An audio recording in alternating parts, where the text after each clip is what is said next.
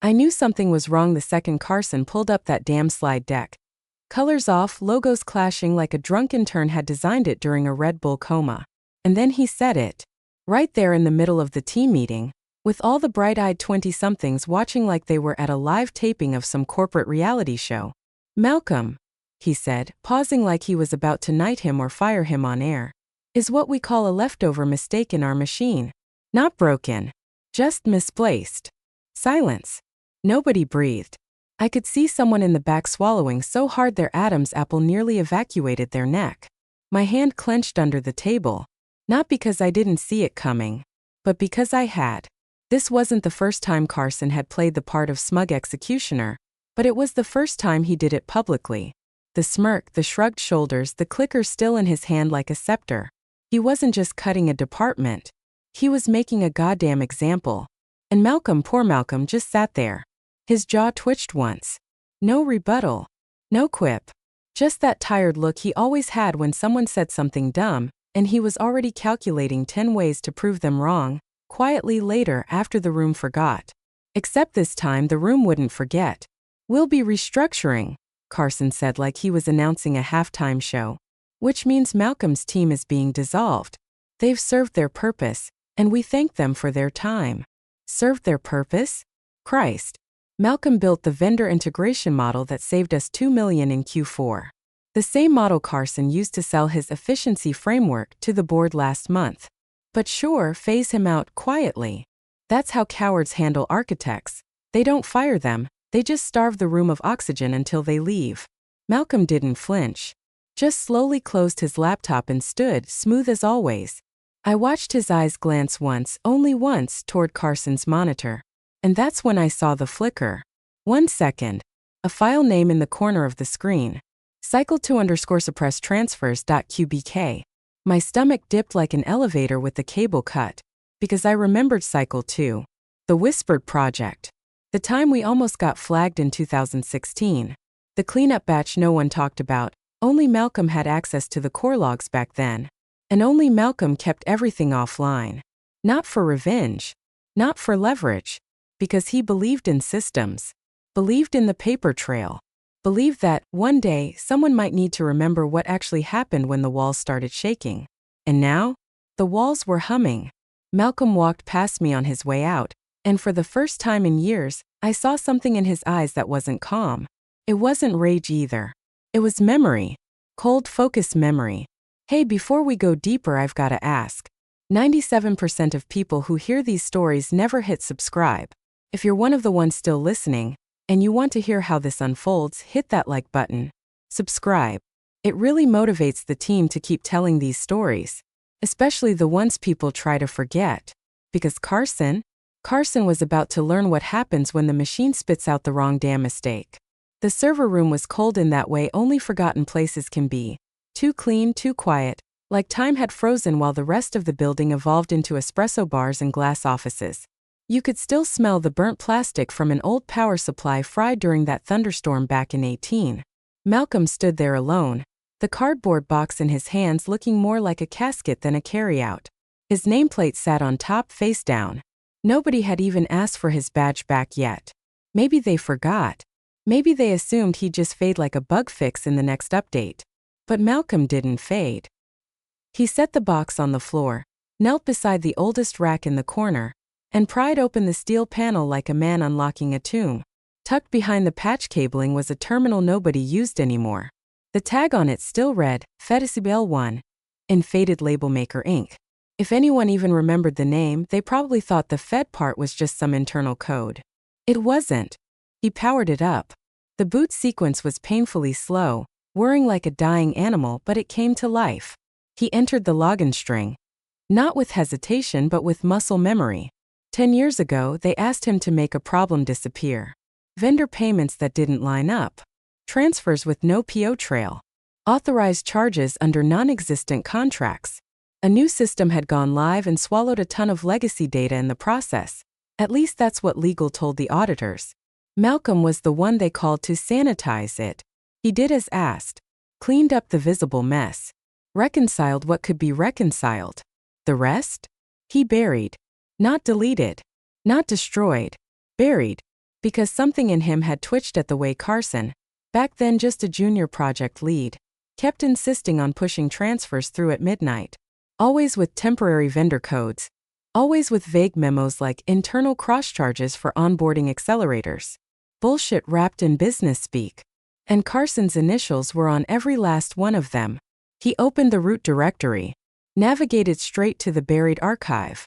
No hesitation. This wasn't revenge. This was retrieval. A quiet reminder that the past doesn't rot unless you let it. Folder. Cycle 2 suppressed transfers. He clicked. A cascade of files appeared. XML logs.qbk exports, even a few raw text entries with dates, times, routing numbers, and Carson's stupid abbreviation, CJHFWD, next to batch pushes. One file was simply named Override Report _chain_5. Malcolm opened it. There it was. Carson's full digital signature, used on overrides well above his clearance level. The reason the compliance team never got eyes on this was because Malcolm had, at the time, flagged them for manual holding. And the flags were ignored. Buried. Just like him. But unlike Carson, Malcolm didn't trust forgetting. He didn't do amnesia. He archived.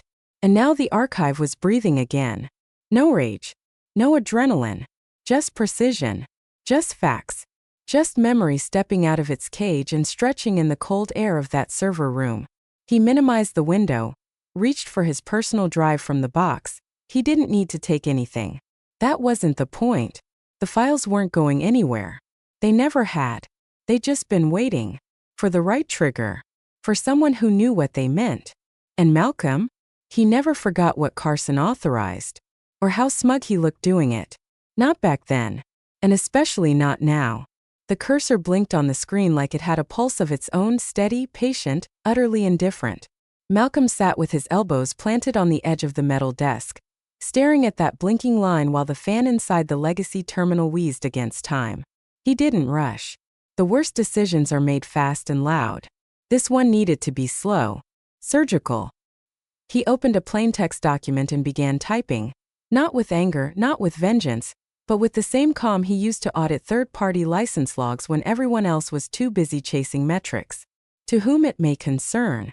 This message concerns unresolved discrepancies originating during the Cycle 2 vendor reconciliation phase, previously reviewed but not resolved under internal batch CJHFWD. Recent activity within the systems indicates material misclassification of internal authorizations and potential breach of subcontractor.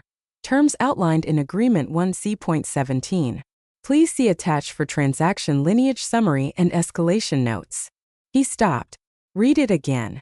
Not a word wasted. No accusation, no emotion.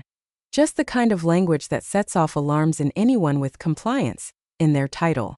He minimized the file and opened the folder again, dragging out a single document. Override Report _authchain_v5. The one with the timestamp. The one with Carson's signature. The one with a trail that didn't just expose accounting missteps. It tied them to federal subcontractor clauses they danced around but never directly violated. Until Carson got greedy. Malcolm moved with the kind of quiet confidence that made people underestimate him for years. He clicked New Email. Not the usual internal list. Not Carson. Not legal. Not even HR. They just forward it. Stall it. Bury it behind some NDAs and a 6-month severance. No, this wasn't meant for anyone inside the machine. He typed in the archived address manually. It wasn't listed in any current company directory. Most wouldn't even recognize it. It was a holdover from a grant-funded pilot program the company ran a decade ago. The federal office had required a compliance channel for anonymous concerns and late-phase escalations. That inbox was supposed to be phased out when the contracts ended, but Malcolm had checked. It still accepted external messages. compliance.region3.contracts@oversightmail.gov. He attached the file. Then opened the report summary. A blank subject line stared back at him. He typed, Cycle 2 Transaction Recovery Inquiry. Flagged entry. Ref 1C.17. Simple. Specific. Lethal. His hand hovered over the mouse for just a second. Not in doubt, just in respect. He wasn't ending a career. He was ending a shadow system built on arrogance and assumption. Carson had mocked him in public, humiliated him in front of children playing at leadership. But the damage Carson did to the system? That was always worse. Malcolm clicked send. The message vanished from the screen. No fireworks. No triumphant music. Just a small confirmation at the bottom. Message sent. Copy archived. He leaned back, exhaled through his nose, and shut the terminal down. The hum faded into silence, like the room exhaled with him. The machine had been fed its final entry. Now all he had to do was leave. The rest would come. Not loud. Not fast. But it would come. At first it was just a ping in the background noise. A junior in accounts payable flagged it during a Thursday stand-up. One of the vendors, an old legacy contractor nobody had touched in years, suddenly bounced back with a red flag in the payment queue. System hold, it said. No explanation. Just a hard stop. The payment batch requeued itself with a timestamp that didn't match any internal schedule. The junior asked if it should be escalated. Carson, half listening while scrolling his phone, didn't even look up. Probably just some overzealous intern flagging old junk data, he muttered. Clear it and push it through. So they did. The next day, procurement got a remittance delay warning. Vendor X19, same vendor, refused to release the invoice confirmation. The message wasn't from the vendor directly, though. It came through their processing firm. Third-party compliance verification in progress. It read.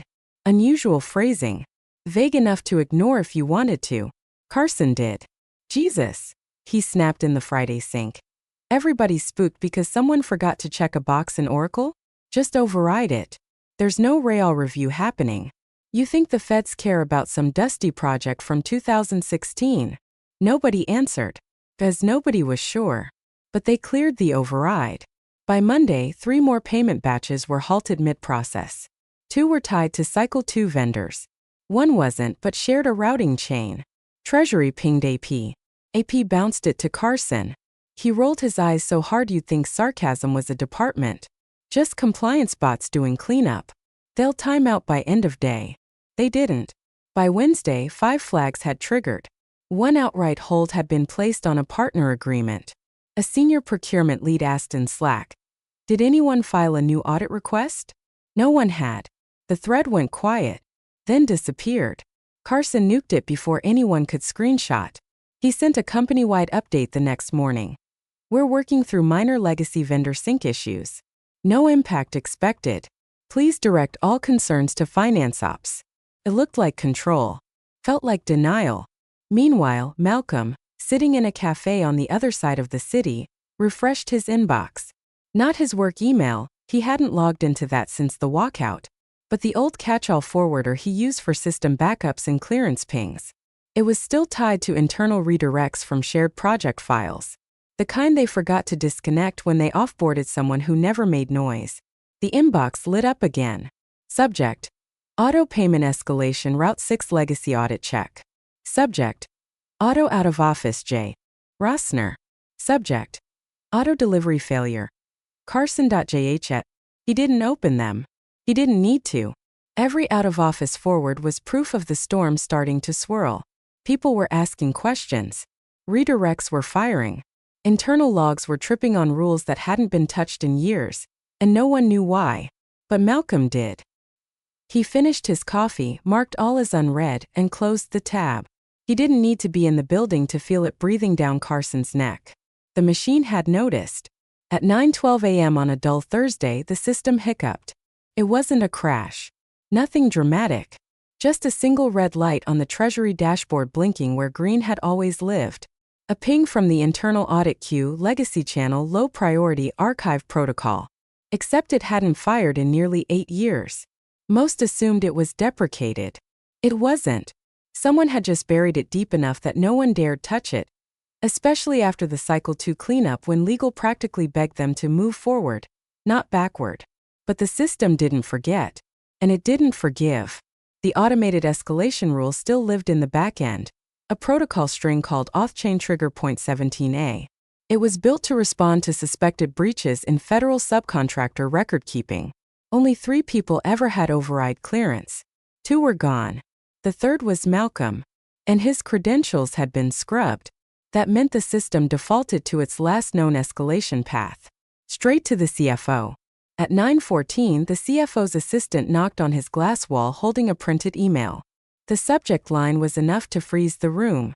Request for document originals, Cycle 2 batch. Ref 1.c.17 unverified transfer group. The CFO's eyes narrowed.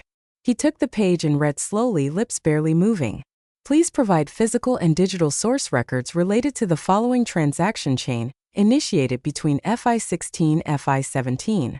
Origin flagged under Internal Legacy Compliance Reference CJHFWD. Reconciliation absent. Audit trail incomplete. Mandatory response window, 5 business days. He didn't say anything for a long time. Down the hall, Carson was in the middle of a branding alignment meeting. Laughing. Standing in front of a projector talking about vision stacking and quarterly rhythm resets. The kind of executive theater he lived for. He didn't notice the CFO standing in the doorway until the room went quiet. Carson, the CFO said flatly, holding up the email. You got a minute? They walked in silence to the war room. The moment the door clicked shut, the CFO dropped the page on the table.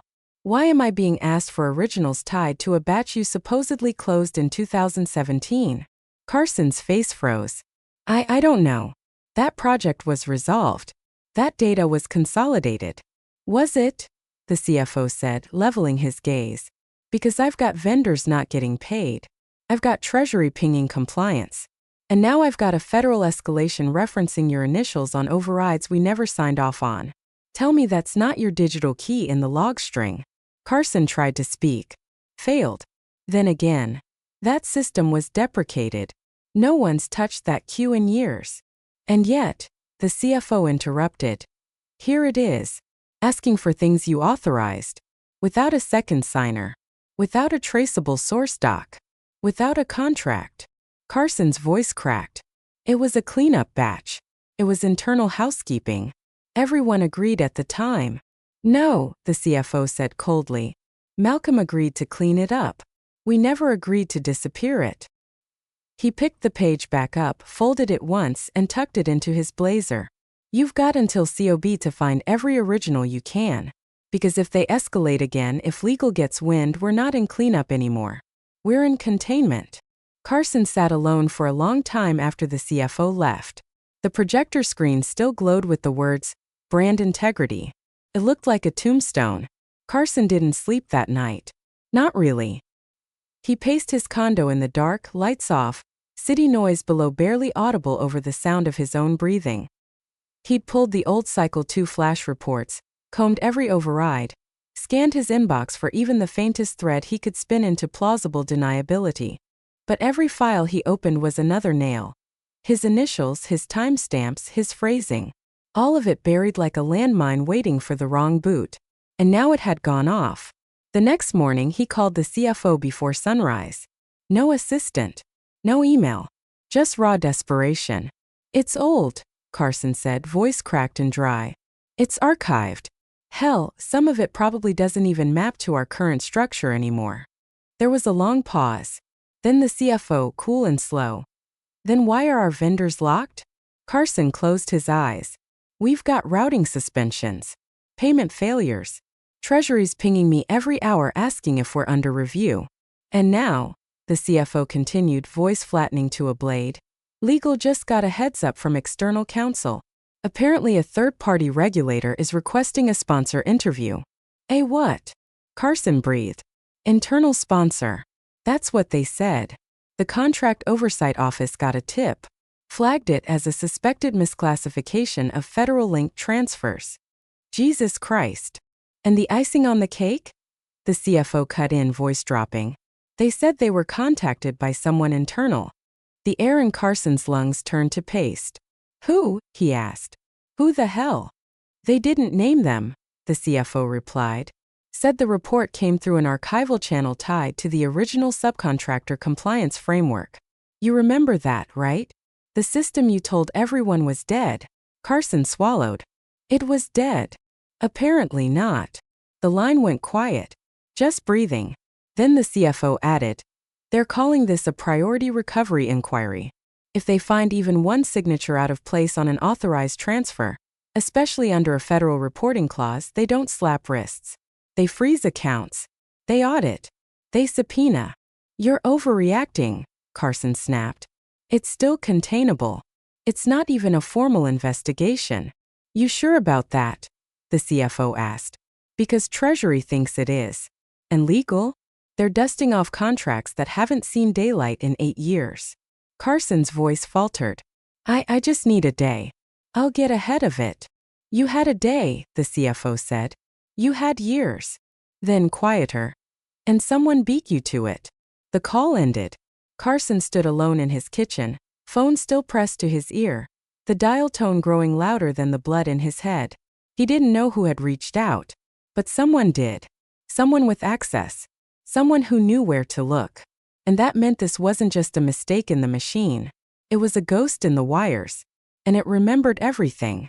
Carson started dialing numbers like a drowning man grabs for driftwood. His fingers were shaking so badly he misdialed twice. Voicemails, dead ends, disconnected lines. Half the people tied to Cycle 2 had scattered across new jobs or burnout retirements. But he knew someone had to still be in touch with the vendors. Someone had to know who opened their mouth. He finally got a vendor rep from the old list, Jessica something, used to run remittance through a shadow accounting firm they contracted during the growth surge. Her tone was colder than ice water poured over stone. You're calling now, she said. I need to know who talked, Carson barked. We've got regulatory noise, and I've got your name on a flagged disbursement. You want to be looped into this. There was a pause. Then her voice softened, not with sympathy but condescension. Someone warned us weeks ago, Carson. Told us to check our authorizations. Told us you'd come looking. His breath hitched. Who? Who told you? She chuckled. Doesn't matter. They didn't need to say much. Just pointed at a string of numbers. We ran it through our internal compliance software. Kicked back 3 risk flags and a forward note. Check override digital key. The line went dead. Carson stared at the wall. That phrase, override digital key, only one person ever used it in documentation. It wasn't jargon. It was Malcolm's shorthand. Something he taught junior analysts when training them to track back-end signature chains.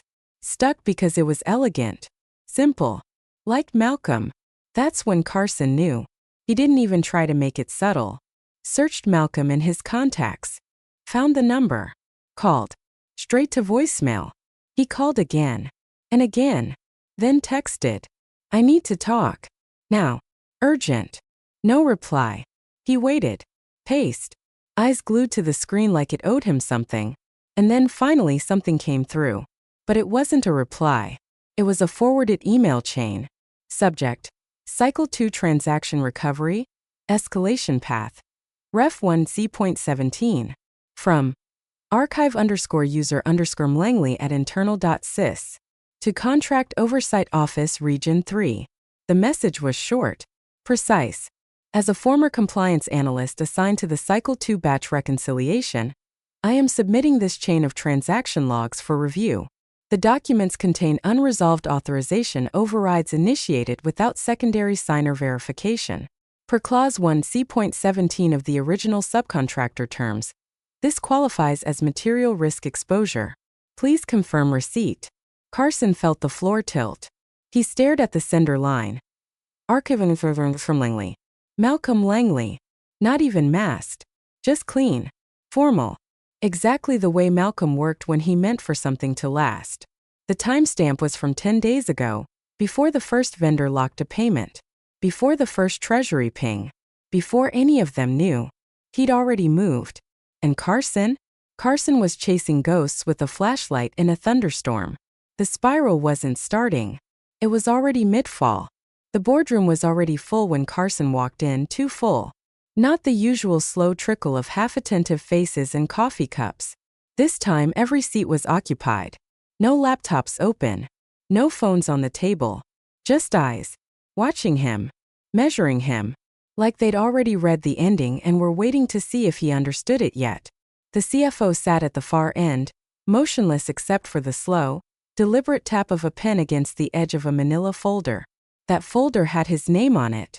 Carson knew it without asking. He didn't sit. The CEO, sleeves rolled and jaw set, motioned to the chair across from him. "Have a seat, Carson." He obeyed. Nobody spoke at first. Just the soft whir of the HVAC and the ticking wall clock that suddenly felt like a countdown. Then the CFO slid the folder across the polished wood surface. Inside were printouts. Clean, crisp, unmistakable. Transaction logs, compliance summaries, forwarded vendor notifications, and at least 6 override reports, all bearing Carson's digital signature. His full name, his initials, his project key. The logs tied to a batch labeled CHFWD, just like the ones he'd waved off for years. Every file pointed back to the Cycle 2 cluster he'd buried under layers of bureaucracy and smug confidence. The CFO cleared his throat. These are what legal referred to as deferred material misstatements. They were never reconciled. They were never reported. They were just shifted. Carson opened his mouth, closed it. Vendors are refusing payments, the CFO continued. A regulator has confirmed the audit path was reactivated by an internal whistleblower. Treasury's in panic mode. Legal's reviewing exposure estimates for potential breach penalties under Clause 1C.17. "I didn't," Carson began. "Don't," the CEO cut in. "Calm but lethal. Don't try to sell us another strategy. We've heard the pitch." Carson glanced around the room. No allies. Not even polite silence. Just that awful passive certainty of people watching someone else's career end and mentally scheduling their next meeting. The CEO leaned forward. "We're going to clean this. We'll cooperate fully. There'll be a formal statement to the board and, if needed, to regulators." Then deadpan. "Either you help us clean it, or you clean your desk." Carson's face drained. Years of arrogance evaporated in seconds. He blinked twice. Nodded once. It wasn't a fight. It wasn't a protest. Just surrender. "I'll resign," he muttered. "To protect the brand." The CEO didn't say thank you. Didn't shake his hand. Just nodded at security in the hall. Carson stood, the paper folder still on the table. His name staring up at him in ink that felt heavier than steel. He walked out under fluorescent lights that suddenly felt like interrogation lamps. No one followed. In the silence that followed his exit, the CFO calmly closed the folder and said, "He thought it was gone." The CEO looked down the table. "It wasn't," he said. "It just remembered." The office Malcolm worked from now didn't have glass walls or corner views. Just a window facing a quiet street and a coffee shop that never judged how many times you refilled. No nameplate on the door. No company logo. Just a single oak desk, neatly arranged files, and an old laptop with keys worn smooth from years of habit. There were no headlines. No exposés. No social media confessionals. Malcolm had never been interested in legacy by volume. He dealt in accuracy. And what happened to Carson? That wasn't revenge. It was a correction. Word had spread quietly. Carson's resignation had been framed as an alignment departure. Internally, everyone knew. They whispered about the audit, about the whistleblower, about the old system that somehow came back online. But no one said Malcolm's name. Not even in speculation. Not because they didn't suspect, but because those who really knew him understood. If he did it, he didn't want credit. He just wanted the truth to have a pulse again. It was a Tuesday when the call came. Unlisted number. No caller ID. Malcolm stared at the screen for 3 rings before answering. He didn't speak first. The voice on the other end cracked like it was holding back a landslide. "Please. Malcolm, was it you?" A long pause. Malcolm glanced out the window. A couple argued quietly over a coffee order. Life went on. The machine never stopped. But every now and then, someone reached back into the wires and reminded it what it forgot. He brought the phone slowly to his ear. Someone who remembers. Then, without ceremony, he tapped end call. The silence after was the best kind. There was no list of lessons. No speeches. No dramatic music. Just the steady rhythm of paper under fingers as he turned back to his next file. He wasn't angry. He wasn't proud. He was the memory they tried to erase. And he was still here.